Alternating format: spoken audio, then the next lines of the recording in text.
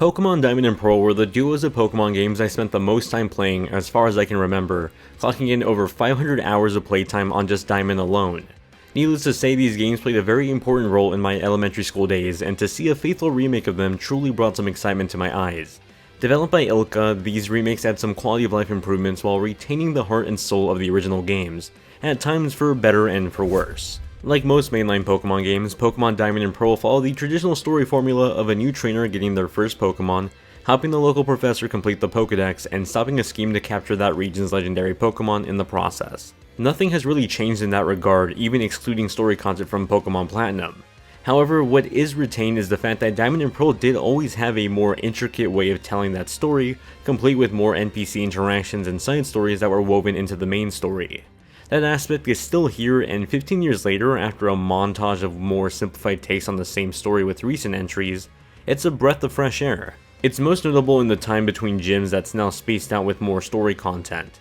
Overall, it helps break up the pacing of the mainline story while beefing it up to about 40 hours just to complete the thing.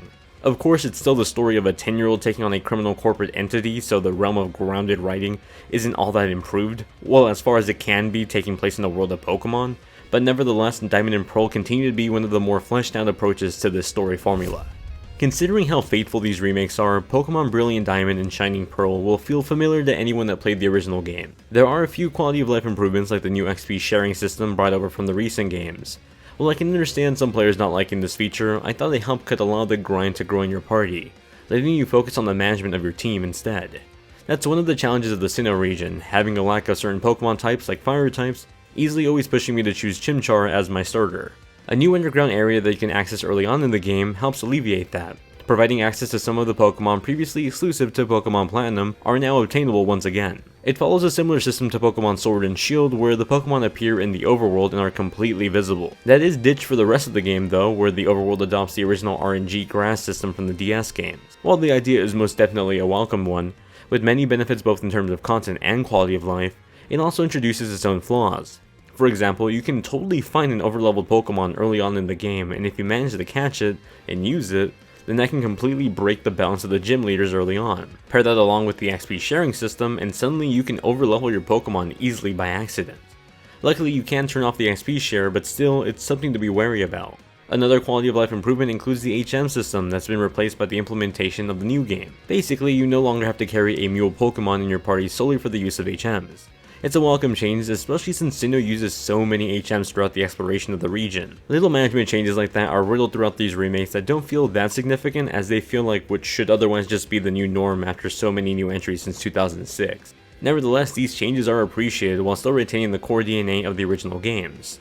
However, if you came into these games hoping they'd be complete changes to match up with Sword and Shield, perhaps even being the new ideal remakes like Soul Silver and Heart Gold were, unfortunately, this probably isn't what you were looking for then. What it does do is take you down memory lane, and at times that's a great time, and at other times, you do need to put on your rose-tinted glasses as you hope there's some sort of new post-game content when there isn't any. When it comes to graphics, the choice to switch to a chibi art style, a quite literal 2D to 3D translation, will be hit or miss on you. For me, it's a mix of both.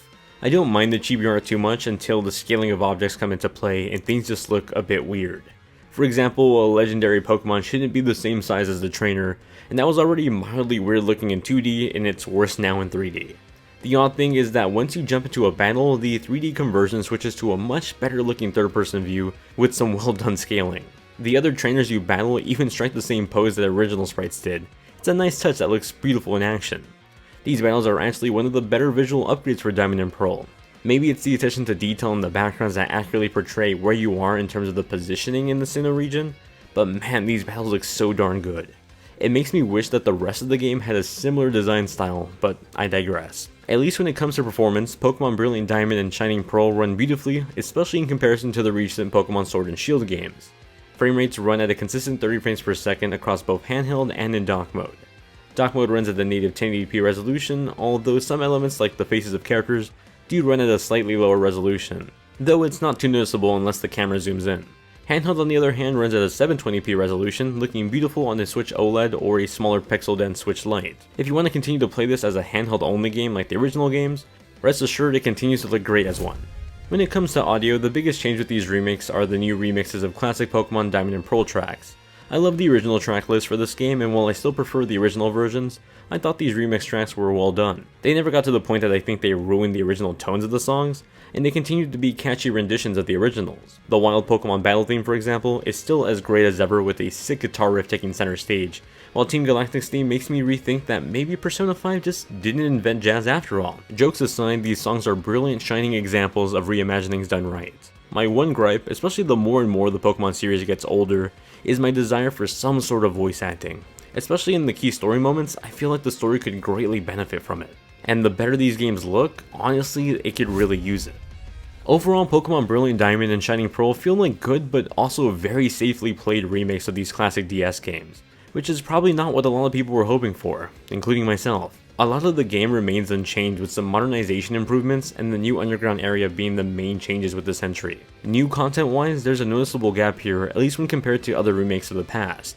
Pokemon Heart Gold and Soul Silver, for example, feel like definitive remakes that improve both in terms of modernization and in new content. Diamond and Pearl do get improved, but only marginally, and in light of Pokemon Legends coming out soon, it's no doubt living in the shadow of what's to come.